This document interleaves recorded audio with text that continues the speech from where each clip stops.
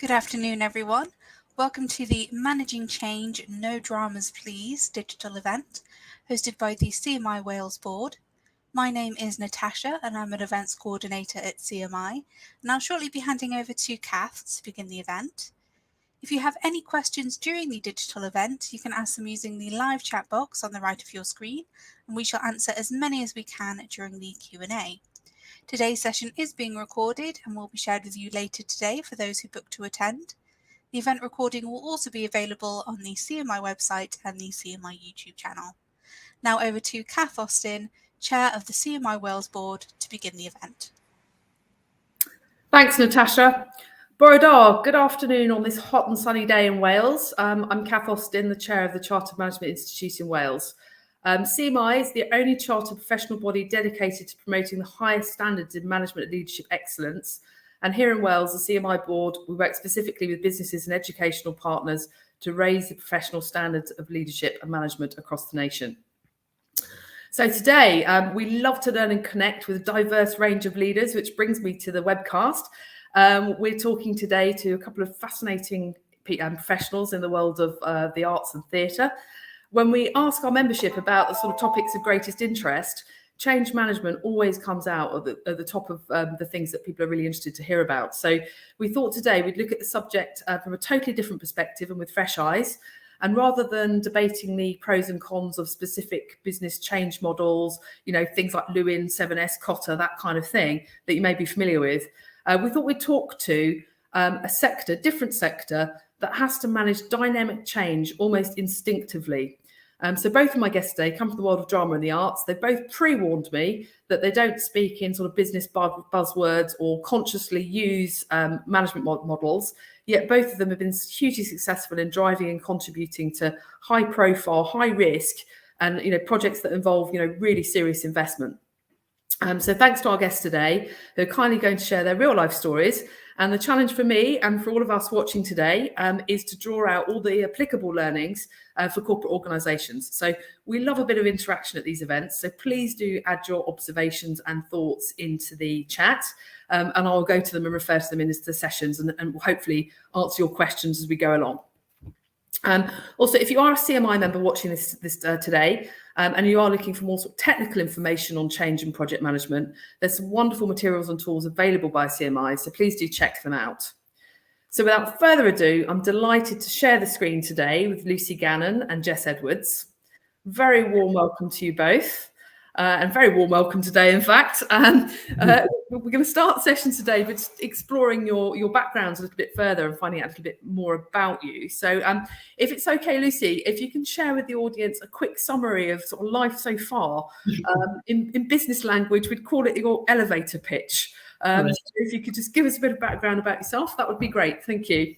Yeah, absolutely. Well, I've had a very unusual childhood and adolescence. I was born into an Irish Catholic family, but my dad was in the British Army. So I was born in a garrison in Derry in Northern Ireland.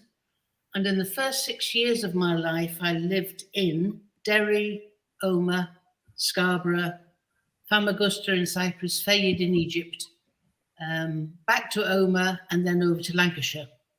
And then when I was 6, my mum died. And I spent the next few years in chaos, really, with relatives who didn't want me, who were paid by the army to look after me and my brother. And then 2 years after my dad died, after my mum died, my dad remarried, and he married a very posh woman. He married a woman who had opened nursing homes in New Zealand. She was a theatre nurse. She was a very clever, very capable, admirable woman. And she had great difficulties with her 2 stepchildren. Her own baby died when he was 6 weeks old. And so the fact that we lived was an insult to her. It was, she couldn't tolerate us being in the house. My brother was kicked out of the house when he was 15. I was kicked out of the house when I was 16.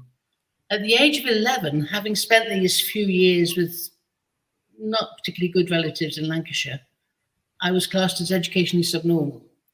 And after the 11 plus, I went to a convent in Bath where I was in the stream that did needlework, cookery and art, not a lot else. And I left school with just those basic O-levels. And I never went to college or university. I have no professional qualifications whatsoever. So you're all much more highly qualified than I am. That's an absolute certainty. When I left school, the only people who would take a 17-year-old who was educationally subnormal was the army. And having joined the army, I actually spent 3 weeks where I was both a schoolgirl and a soldier. Because I went to catch the train to go to school in the morning as normal. We lived in Chippenham then. And I went to catch the train to go to Bath. And I knew that I had to get out of the house in the next few weeks. So I crossed the platform, I got on another train, and I went to Swindon, and I signed on in the army. And I came back, still in my school uniform, with my homework under my arm, went to school for the rest of the day. So for 3 weeks over Christmas, I was both a schoolgirl and a serving soldier, which I think is probably unique. Having joined the army, of course, they do an intelligence test. And they said, you're not educationally subnormal. You just have trouble with figures. You have dyscalculia, or whatever it's called now. So, you know, you're fine. You're absolutely fine. And they gave me a choice of two things. I could either join the military police, or which wasn't great for combat schoolgirl, or I could go into the signals. But they did warn me that if I went into the signals, there was a lot of numbers, a lot of mathematics involved, and I would have to get some special schooling. So, of course, being basically lazy, I went for the military police. I spent 2 years in the military police. My proud record is that I never arrested anybody, never stopped anybody, never told anybody off, never actually contributed anything to military life. But I had a good time. And I came out of that, and my OC said, Gannon, we like having you. You're a good driver, but you're not really suited to the military police, are you? And I said, no, not really. And they said, we think you're more suited to nursing or to social care. So I went into nursing, and I was in nursing for must have been more than that, must have been, 25 years. And then one day, when I was 39, I entered a drama competition, which was the Richard Burton Drama Award. Write a theatre play and win 2,000 quid. We were broke, and 2,000 quid was an awful lot of money. So I wrote a play. I didn't know, I'd only been to the theatre once as an adult because we'd been given free tickets. I didn't know how to write a play. I borrowed a typewriter, I scrounged up some paper. We went down to the library and we got some books out on plays so I could see how they were set out. And I wrote my first play. And that play won the Richard Burton Drama Award. And within the next 2 years, I had my first TV series, which was Soldier Soldier. I had my first film, which was A Small Dance, which won the Prix Europa. My play, Keeping Tom Nice, the one that won the Richard Burton Drama Award, went on with the RSC. And I had my first BBC film. So it was a busy 2 years. And from then on, I've just been writing, executive producing. I've written my autobiography, and I've written a Do Drama book. But apart from that, it's just been films all the way, films and TV series. Brilliant. Thanks, Lucy. Well, we're going to explore a lot of that in more detail as we go through the course of today. But what an amazing life story. And obviously, you've personally experienced huge changes through your life. So we'll talk more about how you managed to deal with those and turn them into successes. And before I just hand to Jess, we got a particular hello from Paul McNulty, who basically is saying, I didn't get O-levels, I left school, and he also joined the army. So you've got a friend in the audience there, Lucy. Excellent. So passing to Jess. So Jess, you're a familiar face to probably some people watching this today, because obviously you helped us with our wellbeing series earlier in the year. But if you could just tell the audience a little bit more about your work in the theatre, that would be fantastic. Thank you. Yeah, absolutely. And I mean, what an amazing story, Lucy. Like, that was just brilliant to hear that. I'm very, it set all sorts of things off in my brain, which is really cool. I'm afraid my story is not quite as exciting as Lucy's. But I am a theatre director and writer. And I've directed 2 or 3 or sometimes more shows each year. And I have a kind of strange niche that I've carved out for myself, sort of accidentally almost, which has been I work exclusively in new writing. So I very rarely direct a script that already exists. And normally an artist or a writer will come to me and say, I want to make a piece of theatre about this specific piece of autobiography. So I work a lot with kind of real lived experience. So they might come to me and say, I'd want to write a play about the death of my mum and the experience of that, or about my transition. I work with queer artists a lot. Or about my dissociative identity disorder, something like that. And I would work with that artist or group of artists for a long time. So we would slowly develop the idea and talk about it, and I would kind of help them structure it and think about the form and the best way to tell the story. And then I would work with them in rehearsal as well to deliver it through to full production. So at any one time, I've got I don't know, I'm thinking how many I've got at the moment, maybe 8 or 9 ideas at different stages. Some of them might be about to go into production, and some of them might be very early days, just someone written something on the back of an envelope and said, let's have a conversation about this with one sentence. And because of that kind of autobiographical specialty that I've ended up with, the way I make work has it's not therapy by any means, but it has some sort of therapeutic conversances, and pastoral care and well-being are very, very important to me, which is how I ended up working with an amazing organisation called Sarsen. I might have seen some of you earlier in the year, as Kath said, on the Wellbeing series. But I, in terms of my kind of personal story, I grew up in Shropshire. Got a wonderful mum. It was just me and my mum and my older bro growing up. My mum raised us both and is an artist, a painter, which meant that I kind of got used to not having very much money, which was quite good for a career in theatre, good preparation. But now I live partly by the sea in Margate, and I've got a room that I rent in London as well, because so much of the theatre I do has ended up being quite London based. But I love now the combination of coming out to the sea and being by the sea and spending time thinking and writing and being creative here, and then spending time making and exposing productions in London, sort of thing. I'm also a writer. I'm a bit newer to writing. I got a grant from the Arts Council over the pandemic to investigate myself as a writer. And my first play has just been shortlisted for an award, I discovered yesterday. It's awful to share that, but I was just so excited about it. So I just wanted to put that in the conversation. I'm very excited by that. And is there anything else that would be useful to say? Just that I'm so, as a director, I'm like so interested in people and what small changes you can make to a room or to how you speak to somebody that can help them be the best version of themselves, and how that changes, like not only through a rehearsal process, which might be 3, 4 to 6 weeks, but even through a day. And I'm so interested in that. And every time I direct something, I've got a new opportunity to like think about how I can modulate my behaviour and the way that I speak in order to help people be their best selves. Brilliant. Thanks, Jess. Thank you for that. So probably a number of our audience are coming from a business background or a corporate background, and we love a bit of process. So just to get our heads around how things actually happen and come together, Lucy, could you give us an idea of the key stages of a project, like, I don't know, a TV drama, for example? Where does it start and how does it get to actually going on TV? Each one is completely different. I mean, hearing Jess talk about, the different things that she's got in process at the moment, that is just what it's like, and each one has a slightly different journey, depending on who brings it to you, why they bring it to you, whether it's your idea. Well, for example, I'm working at the moment on a new TV series, and it was an idea I had. So the first thing I did was I got some words down on a document so that I could go back to it and develop it. Because while it's an idea, while it's a thought, it changes overnight. It changes every day, and you've got to get the words down in order to have a common hymn sheet that you can both work on, really.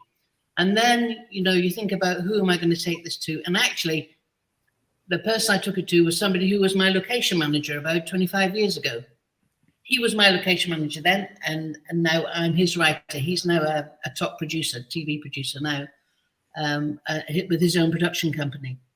So I sent it to him, and he got very excited. First of all, we just had a conversation. We met down in Cardiff Bay and had a conversation over lunch. And I gave him the document that I'd made. And we got very, very excited. And we've gone on from there. He's paid me for a treatment. So you do a treat. This is for a TV series. And so, what's the treatment, Lucy? Just for the language terms. Right. So a treatment is about 12 pages where you can give it to the broadcaster. The producer can give it to the broadcaster, and the broadcaster can see, this is what the story is. This is how the writer is going to treat it. These are the characters. This is the general arc of the series. This is the tone of the series. Everything that they need to know. It's a selling document, really. That's what it is. It's a selling document. Giving them all the information that they need to put it into a rough bracket of, this is how much it's going to cost. This is who it's going to sell to. This is who it's going to appeal to, you know? So in our world, it'd be the basic business case, in effect. You're sort of putting the business case of what it is going to be, what it's going to do, you know, who it's going to attract. Do you sort of look at metrics like audience numbers, predictions, and that sort of thing at that stage? Yeah. I think you've got that in the back of your mind all the time. So right at the very beginning, I said to Patrick, my producer, this is a peak time show. This is an audience. This is going to get an audience of 5 million minimum, and it's going to go into streaming. And you know, if it goes to Netflix, then it will go to American rights. So you know immediately who you're writing for. If I was writing, you know, in the old days, if I was writing a BBC Two film, you would probably still have to sit 5 million, but it was much easier to hit 5 million then than it is now. You know, we have so many production companies. You have to work much harder now to get those numbers. So then from the treatment, we'll go to, hopefully, if we can get a broadcaster interested, and that's the producer's job, not mine. If we can get a broadcaster interested and they say, yes, you know, we will go to script, then I will be commissioned to do 2 scripts. And then at that point, if they're still keen, then they'll commission the whole series. Mm-hmm. And then that's when the work really kicks off. So it's really interesting. So you sort of start off as like the fire starter, the leader of the project, and then you have to hand across to the producer, in effect. So is the producer then the boss? Are they the leader of the project from there on? Or how does it work in terms of leadership? I think it's a very good Christian model. We submit to each other, really. He or she has their job, which I can't do and don't want to do. And I have my job, which they can't do and don't want to do. And it's fine, you know, we give each other respect, we give each other space. But then I do come on, you know, because I'm a showrunner, I do come on as an executive producer. So if there are problems along the line with funding or with timing or whatever, legalities, then I'm brought into that problem. Mm-hmm. But usually I stand back and I'm busy doing my writing. So it's sort of in that process of sort of you like handing it to the producer, do you have to almost detach in a way? You know, do you get emotionally attached to your work, or how do you deal with other people fiddling with your project, with your baby? I think this might be where it's a bit different from the general business model, in that we are very small creative teams. Mm-hmm. Even for something like Bramwell, which went to 3 series and 2 films, Soldier, which went to I think 10 or 11 series. The group that's creating it is very small, so it will be producer, script editor, and writers. So it's very collaborative. You're very much we're all together. And then when it goes to as far as filming, then it's still quite a small group that's doing the creativity. I mean, it's probably about 10 people then. You know, director, assistant director, designer, but it's still quite a small group. Although there are maybe 100 on set all working. That creative group is quite small, and we tend to work over and over again with the same people. Well, I was just about to ask again, because you do go from that very, very small start point to then quite a large group of people. Who sets kind of the rules? So who says what's acceptable and what's not acceptable? It's the writer and producer at the beginning, are the ones who set the ethos, if you like, of the team. Yeah, and the sense of being all in it together and being equal. And remembering, you know, for the writer to get on set at 11 o'clock and have a lovely lunch and all the rest of it, it's great, that's good fun. But you have to remember that the wardrobe mistress has been there since 5 o'clock, ironing bloody clothes and things. And, you know, she'll be there at midnight and she'll get home to her flat or to her caravan or whatever. And she'll have 4 or 5 hours sleep and it will start again. So it's a case of just having knowledge of each other's work, of having respect for each other's work. And that creative team, that the producer and the writer and the heads of department being responsible for each of them creating their own team. So the producer creates his team, and then each head of each department creates a small team as well. Yeah. So is there sort of like a shared vision? Because again, when we talk about sort of business models, there's often in those models, there'll be something, you know, where they talk about having shared values or a shared vision. For example, within Cotter, within 7S, they all kind of use that same term of everyone having that shared goal. So with each of those separate groups, would they have that same goal in mind? Do they know what they're aiming for? Absolutely. And I would say it's encompassed in the script and in the way the script is presented right at that very first meeting. So your first meeting of all your actors and the heads of department and all the rest of it will be probably a read through. Right. And it's at that point that it's established. This is why we're making this film. This is what we want to achieve in this film. This is the director's vision, the writer's vision, the producer's vision. And you all get on board that. Yeah. Yeah, and sorry, I've got to ask this question because I'm sure, again, from the outside, we're all probably thinking the same thing. How do you deal with difficult characters? Because I would have imagined in that environment, you know, when you bring the actors on board, for example, you've got some egos. Actors are never difficult. You know? Yeah, I think it's just a case of being ready to forgive, you know, and to accept. And it is a very emotional life. Being an actor is a very emotional life. You're open the whole time. You're red raw the whole time.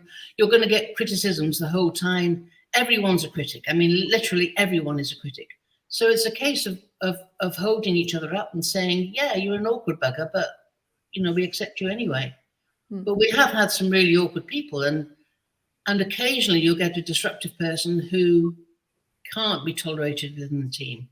And then there has to be somebody who's strong enough and wise enough and kind enough to deal with the situation and to move them sideways. And again, I mean, that is exactly the same in a business organisation. You know, again, we use the term sort of tough love. So, you know, if you've got sort of the positive intent in mind that you want someone to be the best that they can be, and it's a choice of either developing them to get them there, or if they're absolutely not right, exiting them from the group. So it sounds like you have to cope with that very, very similarly in the environment of producing a program. Yeah, really interesting. Maybe it's the same in every group of humans. I don't know, but yeah, interesting. Yeah. And it's managing to do it in a way that doesn't damage them any more than they're already damaged. It's doing it so that you protect the team, but you also protect that person who is disruptive. Yeah, really interesting. Well, really linked to that, I'm just going to pass to Jess because that emotional change process that Lucy referred to there, again, you know, in the world of business, we've got lots of different names for it. One of the models I particularly like, because I can remember it because it's the name of my sister, Sarah. So we talk about sort of the process of going through shock, anger, resentment, and then sort of to the positive, accepting a situation and then healing. And, you know, when you've got sort of fairly big change situations, people often go through that emotional process, or, you know, if they're on the end of difficult feedback, you know, or they're having to detach from something they particularly like. So, Jess, you sort of work with people who don't have a lot of experience. So Lucy works with sort of seasoned experts, and, you know, you work with often young kids, don't you? And how do you go through that process of giving them feedback, knowing that they're going to emotionally respond? Well, it's interesting because I actually think the reaction to we call it notes offered as a director. So after they've run a scene, or even with a writer, or if you've done a run of the whole show, then you would give notes at the end of it. And I work with both kind of first-time actors all the way up to actors who are kind of very experienced. So like a big mixture. And I'd say there isn't a whole load of difference in experience that affects the way that the notes are taken. I'd say the difference is the level of self-acceptance that individual has and how comfortable that individual is with themselves. And of course, how the note itself is given. So for me, I like to start, if I have a particular thing in my mind, let's say a detail of an actor's performance, I like to first ask them a question about it, and a really open question, and say, how did you feel about this section? What was happening for you? What was going on for you then? So that I can really understand where they're coming from, what they were thinking about. They might say, oh, do you know what? I was a bit dodgy on the lines then. So you might have seen that. So then I go, okay, I don't need to note it because this is a technical problem, right? So I identify what kind of problem it is. If they say, I was, oh yeah, I was thinking about this and I was, this is the effect that I was trying to achieve. Let's say I disagree with it. I might say, okay, have you thought about this part of the rest of the scene? Have you thought about this thing that you've come from, your previous circumstances? Have you thought about how the arc might move? And so I offer alternative sources of inspiration to try and get a different result, right? What I never do is, I think you should do it like this. Because people always go, oh, so I did it wrong, and you've got a better idea and you don't have to do it, and you're telling me how to do it. It just doesn't work. And so I try to draw something out of them that we've built together that is based on my knowledge of the bigger picture. And I find that works really, really well. The other thing I do, when I'm working with an assistant director, I say this to them a lot. I never give the same note more than 3 times. Because if you have to give it 3 times, it's the wrong note. And if I do have to give a note more than once, which I'm glad to say is not often, I will always find a different way to say it, a different angle with which to give it. I'm also, I really want to touch on something brilliant that Lucy said that I totally agree with. So that if you approach feedback with kindness, it makes all the difference. And I'd say for me, the most important thing as a leader and as a director is like a spirit of kindness. Mm-hmm. And I think it's quite a rare thing in the theatre. Mm-hmm. Like I see a lot, like not to make generalizations, but like and this, I do think this guard is starting to leave, but like with kind of male directors of a certain age will sometimes be more interested in kind of a steamrolling leadership or a strong leadership or a quite a controlling leadership. And I think it just doesn't get as good results. And it's funny, I do quite a bit of work in Germany as well, even though I don't speak brilliant German. And the producer I work with a lot, there I said to him once, I was like, why do you like working with me? You know, we have to work, our working language has to be English. It means everyone else is working in English. You know, it's quite a big, why do you work with me again and again? And he said, it's because in his very Berlin way, he said, it's because of your style of love. And he said, the directors here do not have a style of love. They think if you're not in tears before noon, you're not doing the job hard enough. And I was just like, oh my God, it's such a kind of false economy. So I think the more empathy and kindness and like preparedness to be vulnerable as a leader, the better the results in the whole team. Do you know what? It's fascinating because I mean we've definitely sort of seen that shift in more corporate style business as well. You know, you've got the old sort of historical stereotypes of the 1980s and the shoulder pads and the kind of aggression and the the money approach, Wall Street, etc., all that sort of stuff. And actually now, you know, being a manager or a leader in a business, you realise you're managing energy, aren't you? And you're managing emotion. And actually that feedback with kindness, again, really taking that as a big takeaway, because, you know, wherever you work, whatever you do, you've got to help people to get better, haven't you? Which means giving feedback. And again, how you do that is just vital to their confidence and, you know, what they then go on to do. So, you know, I think that's a really big takeaway for me, that it's kindness. amazing how often it still doesn't happen though. It like blows my mind. And I like a few directors, one in particular who I know who will remain nameless, but like is a real like bully. And sometimes I think to myself, not only is it ineffective, it's also foolish, because not that this is me, but like if you were a true Machiavelli, you would be nice to everyone, because it makes people easier to get the work out of. It just blows my mind that they don't see it and they're still kind of stuck in this kind of mentality of control. And yeah, it's very sad. One of my theatre plays, we had a director who every day would pick on someone, and that person could do nothing right that day. And it was as if that director was getting rid of all their anger and anxiety on a person every day. And I saw that director ruin an actress. I mean, she was great. She was young. She was full of enthusiasm. beauty, energy, everything that you want an actor to be in the first days. And by the end of our run, she was a shambling wreck. And the director had done that.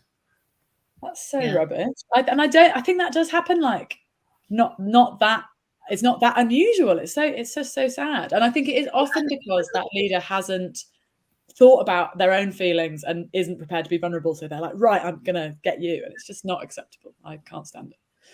So it's probably linking onto that, while we're in the sort of territory of things not going so well, can you both sort of maybe again, start with Lucy, sort of talk me through a project where it's gone a bit wrong and how you've managed to pull it out from it going a bit wrong?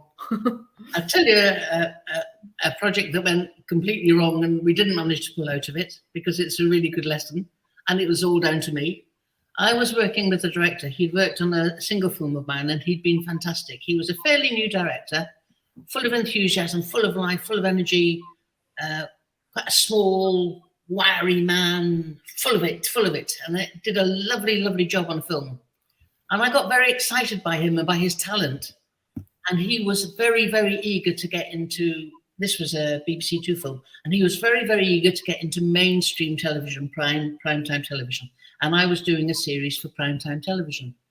And I stupidly recommended him to the broadcaster. I won't say who the broadcaster was. And the broadcaster stupidly accepted him. And it all went pear-shaped from there, really. We in the middle of the series, I was at home one morning writing, and I got a phone call from my line producer, who's the producer who's there every day, first thing in the morning to the last thing at night, who makes sure that everything's ticking over nicely. And this was a first-time line producer, poor lad. And he phoned me up and he said, please, can you help?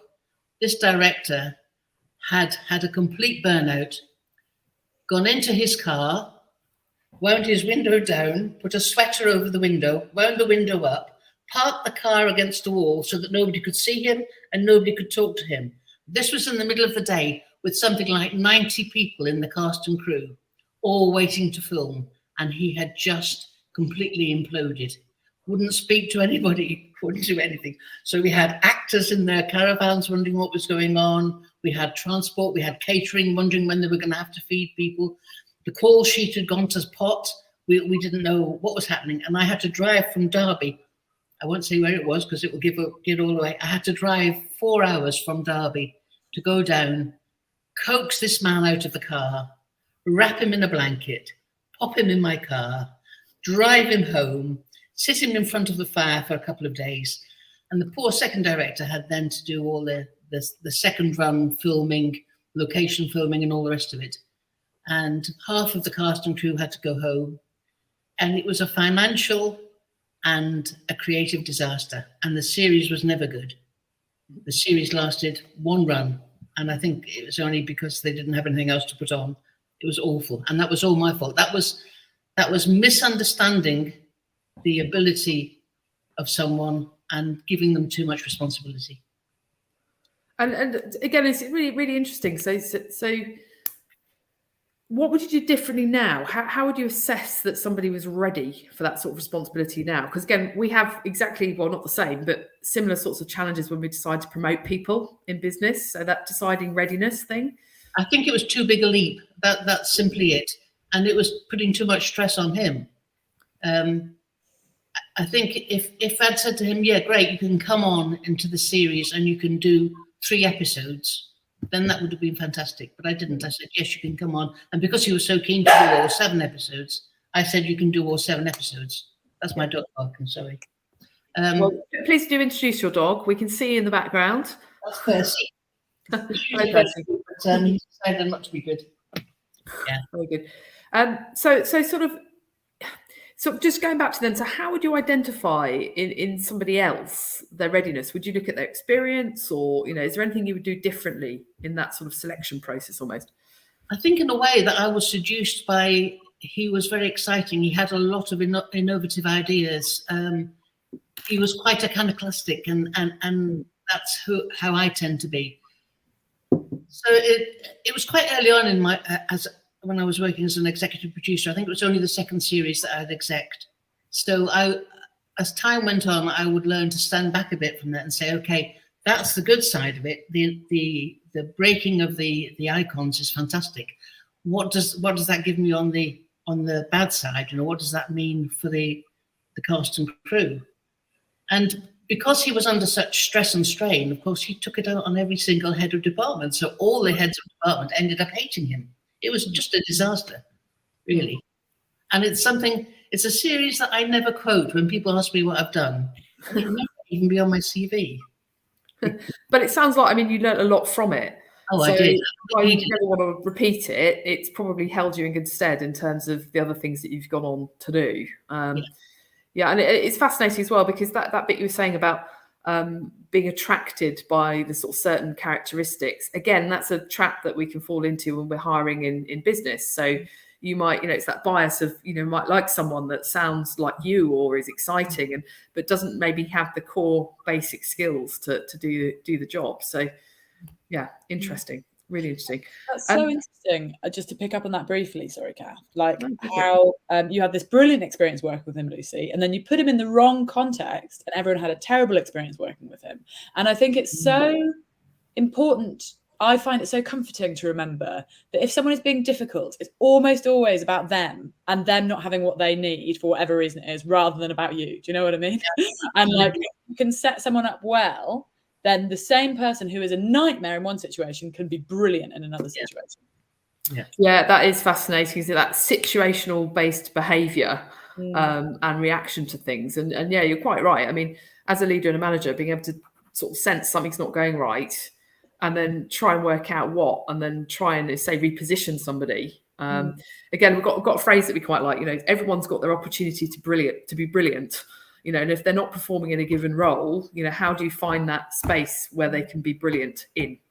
And again, to do that, you need a degree of honesty and trust, don't you? You need people that can admit what they're not good at as well as what they're good at. So again, sort of going on to that sort of creating team bits, that sort of forming of a team.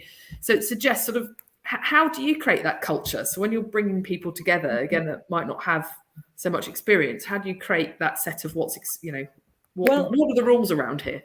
So two things that I do right at the beginning, which really, really help actually, and might translate into a business context. I'd be curious to hear people's reactions. But I do.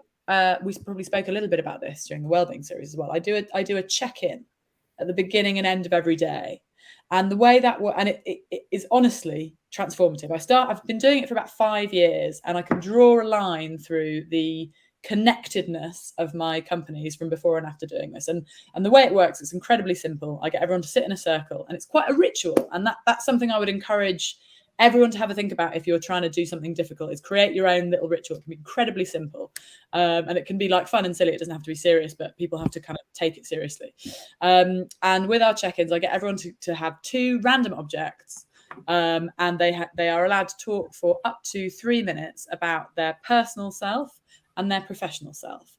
And the rule is that they talk uninterrupted. And if you've got 10 people, that takes about half an hour. So it's a little while, but it's absolutely worth it, because it allows everyone to get things off their chest if they want to. I always start, so I model the behavior, and I say, guys, you could say, I feel a bit tired. I had a bit of a rubbish sleep last night because it was hot. I'm doing this panel that I'm really excited about, and it could be as simple as that. It could be very short, or if you had something you wanted to share that was a little bit more vulnerable, feel free.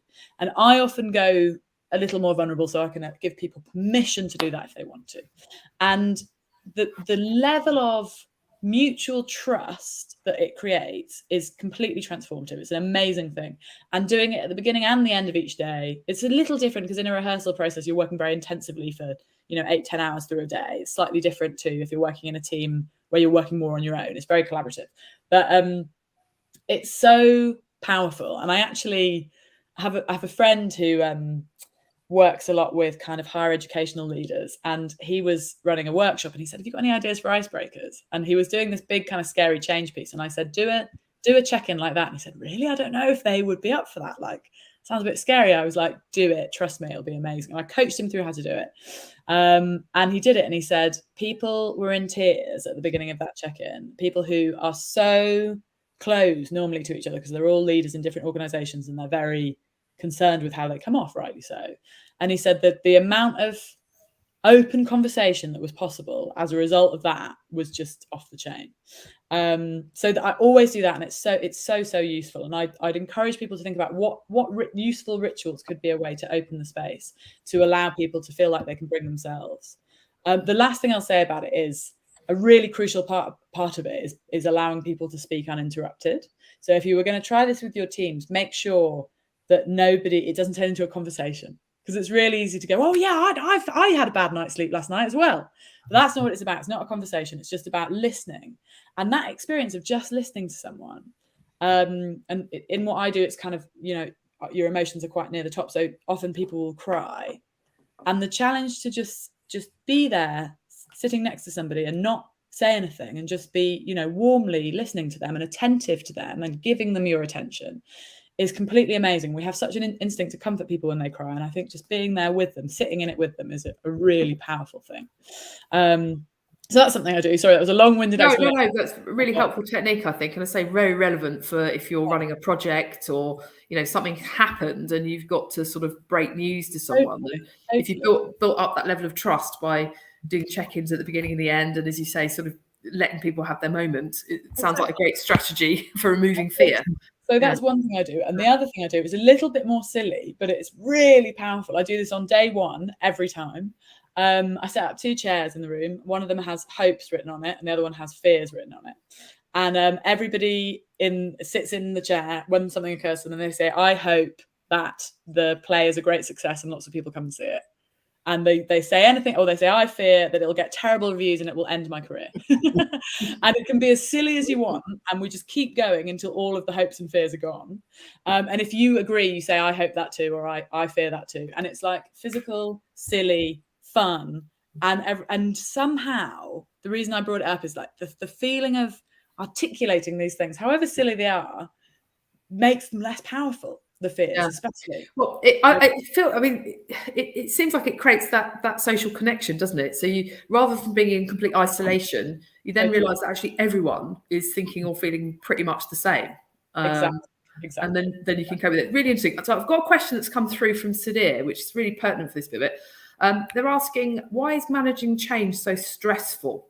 So, Lucy, in your life, the way you described at the beginning about your life's journey, you've managed some huge changes. So did you find them stressful? And if yes, what did you do about it? And if no, why did you not? I don't find change stressful. I understand why other people do, but I think it's exciting. If you don't have change, then you never grow. And I think that the sign of a successful team, if you like, or the sign of a successful production, is when you are all ready for change. When you're all ready, when somebody says, "Look, the call sheet's going out at 7 o'clock, but guess what? We've got to start tomorrow at 5 o'clock instead, and we're going to go to a different mountain," and everyone goes, "Oh, that's exciting." Then why does change? It is stressful. I agree, it's stressful, but it's stressful in a sort of a negative sort of way. It's an anxiety, and I don't believe that anxiety ever produces anything good. Anxiety just produces more anxiety. Yeah, and I think having faith in the people around you. When Jess was talking, I was thinking, one of the secrets I think of a successful production, TV production or film, is to have small teams. That where you know that you will, if something changes, that the person next to you will link arms with you and will help you towards that change, where they won't all be waiting for one person to deal with the change, where they'll say, okay, our location has changed, or our timetable has changed. How can we help the person on whom most of the weight falls? So that there's nobody feeling, this is all up to me. It's not, it's up to the team. It's up to the production. Mm-hmm. That's one of the things I've really taken away, Lucy, and just when you've described these things. So I asked the question about who's the boss, who's the leader, and it sounds like you're a group of leaders. So when you come together and produce the team, you've all got your clearly defined responsibilities, but you all play a role in the overarching sort of leadership and the culture that you're creating within that group, which is really interesting. And it also goes back to that first meeting that you have as a team, where you set out what the what this thing is going to be that you're going to create. You're going to create this new animal that's never been there before, this play or this film or whatever.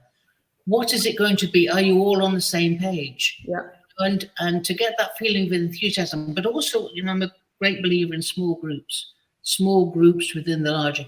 110 people on a TV set on a filming day, but each of those belongs to its little family. The design has its little family, the wardrobe has its little family, sound has its little family, and they're all there helping each other.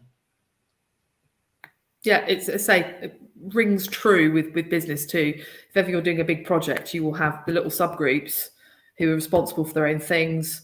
They have to come together at certain times. But vitally, that point that you're making about that shared value and the shared vision.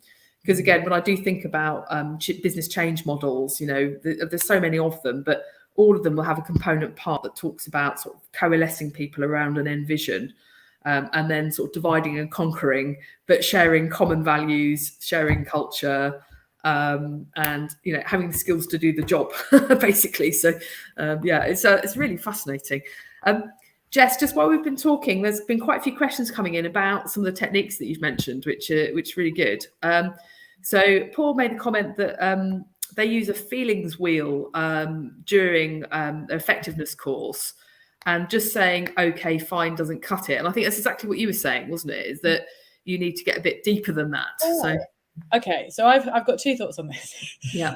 What I found is, so I was doing a show in the autumn last year with two individuals on there. We're going through some really, really, really awful stuff, like bad stuff.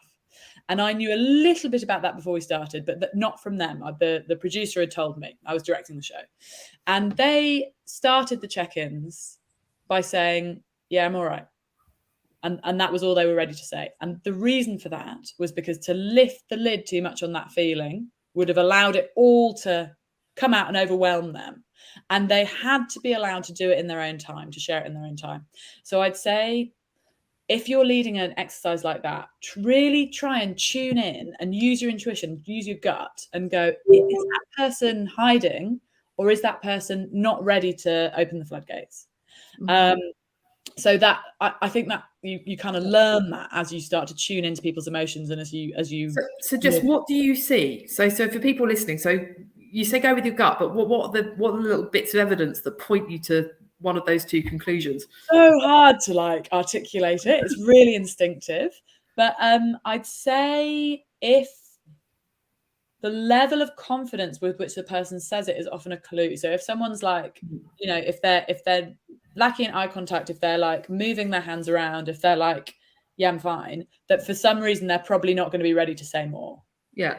Whereas if somebody is just like fine and so I think you have to learn your own cues. That's not a bit of an escaping question. No. The other thing I'm going to say is I use yoga a lot in my theatre process. And when I was doing my yoga teacher training, they got us to do a very simple check-in, which was one word only. And we were together for a whole month.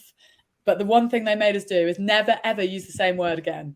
And it gave you a real emotional literacy vocabulary that was so different to what we started with.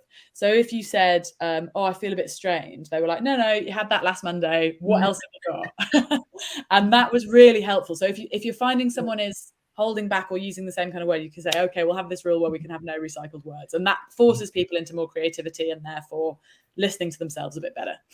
Well, again, that brings up the whole sort of power of language, doesn't it? I mean, I started off at the beginning talking about business buzzwords and business lingo. And I sometimes think in corporate land, we sort of hide behind formality. So we'll come up with some random phrase that, you have to find some sort of translator to explain to you what the heck it means. And in fact, it means something quite straightforward and something quite normal and everyday. And I wonder again, if, in business, we almost hide behind these terms sometimes to protect from actually human emotion and getting close to people. And I was sort of thinking about what you were saying about sort of just detecting what's going on. I mean, if you're running any big project in a business, you get a vibe, don't you? You get a sense, is it going well? Is it not going well? If people are happy, they're not happy, frustrations, all those things. And as the project lead, you've got to manage that, haven't you? And you've got to face into it and deal with any things that feel like they're not quite right. Yeah. Personality clashes. Yeah. Was fun. Well, come on that, Lucy. Come on, you must have had some experience here. So talk to us. You know, you must have a diva moment that you can share. A few. I mean, I have one actress who is desperate for the part, really desperate for the part. Read the script, loved it, darling, loved it, darling. Best thing I've done forever. Came on scene on stage on set that day and decided that actually she didn't want to take her top off. And we ended up with probably 70 people waiting for her to decide which bit of her shoulder the camera could see, although it was all clearly set out in the script what was going to happen. And then she turned around to me at one point and said, "You do know, don't you, that in Victorian days, people never, ever made love naked?" And when I said to her, "But how do you know that?" She said, "Well, everybody knows it." And it was very, very hard talking her down from that. And it was very hard then, the person who was playing opposite her, it was very, very hard for him to carry on. And it was managing those two, that was just one episode, thankfully, but it was managing those two expectations and those scenes that was really tender. And I was very glad that, Jess, I wasn't a director. I was very glad I was a writer. So what did the director do? Because again, this is fascinating. So, you know, in business, we don't often have to deal with something is that sort of physically sensitive, not very often at all. But how did they deal with it, Lucy? How did they broach the whole problem? I think a lot of it is accepting that the problems that she's got probably aren't the problems that she's presenting.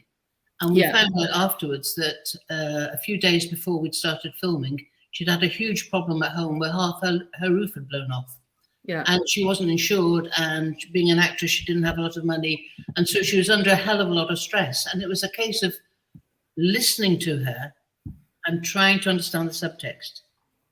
You know, listening that's come out again and again, isn't it? Just the power of listening and almost thinking about your project team, a bit like the family, you know, the family analogy. There's a couple of comments in the chat box about liking that family analogy and you say kindness, listening. Yeah, it's really interesting. I think a part of that is going, I reckon I spend 25% of my time like when after listening and tuning in and going, there's something going on there, going to the person, just saying, how are you doing? How's your life going today? How are you? And not saying, is everything all right? Just saying, you got anything you want to talk to me about? And that has such a huge amount of value across everyone in the team. And I do that with literally everybody, from like the sound number one, which in theatre is someone who would like come in for like 1 or 2 days during the tech and then operate. So press the buttons to make the show happen. And a lot of directors wouldn't bother talking to that person. Everyone from that person to the designer or the writer that I've been working with from the very beginning to the lead actor, and just spending a bit of time each day just being like, how are you? And that investment pays off 100%. Absolutely. And also being able to say to the person, you know, for example, in that example, saying to the actor that she was working with, this isn't about you. You know, you are free of the responsibility of this mutual dislike.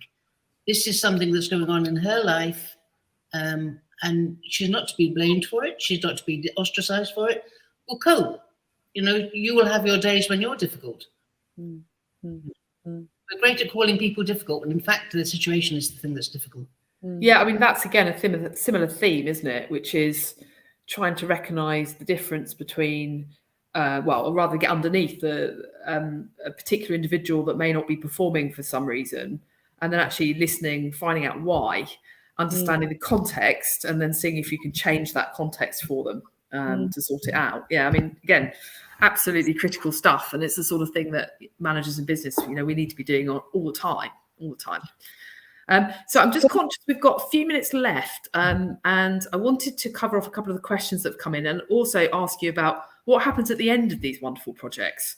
So I'm just going to do a couple of questions, and then anyone that we haven't got to their question, we will respond to you outside of the webcast. So we'll drop you a note and answer your questions outside of the session.